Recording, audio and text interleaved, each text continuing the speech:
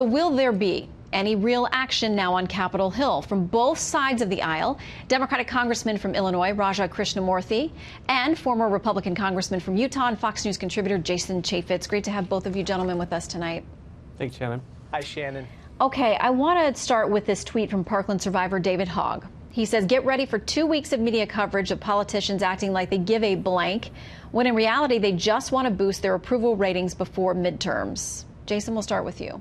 Oh, that's kind of offensive. I think that a lot of people on both sides of the aisle want to do exactly what J.T. Lewis is advocating. They want to strengthen and fortify the schools. Now, a lot of that's not going to happen in the federal government. It's going to happen at the state, the community level, through the school districts and the counties.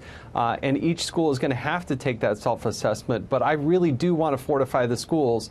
And yet again, I think that would help. It would actually make a difference. And the second point is the funding of mental health at the county level. The federal government can and should do that. I think those two things would make the most dramatic difference and would have actually prevented a lot of what we've seen over the last 2 years in these school shootings. Well, it's interesting because Texas Senator John Cornyn, he mentioned that today. He talked about something that was passed about a year and a half ago, at least on the Senate side. Well, it didn't actually get passed. I went back and looked at the bill. It was supposed to provide all kinds of mental health screening and help, the things that you're talking about, Jason. I found it got to the committee, and that's it. I mean, Congressman, what more can be done to get something concrete passed if we agree that's at least part of the problem, the mental health issue? I personally think that Jason is correct. We have to look at these different measures that he's talking about, school safety, as well as putting a focus on mental health. But there's another part of this that we also have to talk about, and that is gun safety measures. There's the vast majority of voters, Democrats and Republicans, believe in, for instance, universal background checks. That's something that we've talked about, but we haven't actually implemented, and it's time for action.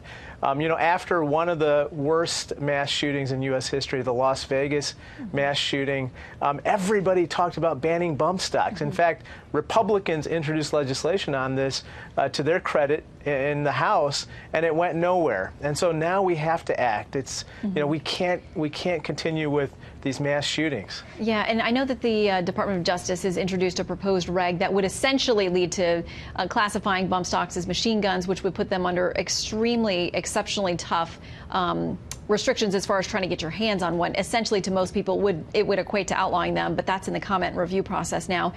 Something else from the professor I mentioned in last segment who studies the shootings, Professor James Allen Fox out of Northeastern. He says, the thing to remember is that these are extremely rare events, and no matter what you can come up with to prevent it, the shooter will have a workaround. I want to get you both to respond. Jason, you first. I don't think you just throw up your hands. I actually think an armed officer, whether it's from the local police force or somebody similar, is a comforting thing to kids and families and teachers and parents and administrators who see this horrific thing on television on an all too regular basis.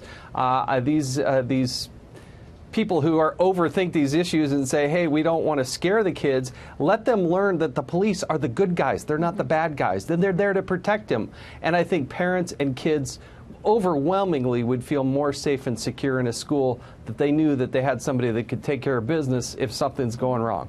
Congressman, what do you make of that? That no matter what you come up with, that the shooter would work around it, according to this professor? I disagree with that, and I agree with Jason. We can't just throw up our hands and say, woe is me, we can't do anything about this. We've had 6 mass shootings in the Trump administration alone, in the Trump years alone. It's been 19 years since Columbine, and we still haven't done anything on Capitol Hill significant in this area. It's time we act. Governor Abbott was correct. Thoughts and prayers are not enough. It's time to act, and I hope that he will take action at the state level, which apparently he's going to start doing next week, and we in Capitol Hill follow suit. In Florida, they took some measures. In Texas, hopefully they'll do the same, and we in Capitol Hill need to follow suit. Well, as one commentator noted today, who writes extensively on this topic, none of it is easy to do, but it is worth discussing and doing. Everybody agrees there's a problem. Whether we agree on the solutions, there's some work to be done on that. And we have to do it in a bipartisan way, Shannon. Congressman, Jason, great to have both of you with us tonight.